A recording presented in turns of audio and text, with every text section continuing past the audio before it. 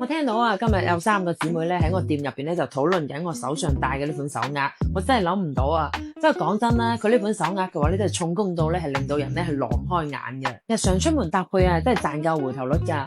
無論從顏值、工藝定係寓意上咧，都好吸引到我。一整個啊都係用咗竹銀表面電鍍真金，表面咧係好細膩嘅鏤空編織嘅紋理，結合咧奢花工藝，令到成個手鐲啊呈現出好似類似碎鑽嘅閃耀光澤，打破咗傳統手鐲嘅厚重感。佢啊係屬於我哋日常嘅輕奢八百款，又有手鐲嘅精緻質感啦，又具備咧日常佩戴嘅輕盈感。單戴顯優雅，疊戴咧更加具有層次喎，適合日常通勤、約會或者稍微正式嘅場合咧都好啱嘅，又有矜貴嘅千金感。咁今日咧我就唔同大家講解太多啦，就上手同大家展示一下啦。攔路雨變似雪花，飲泣的你凍嗎？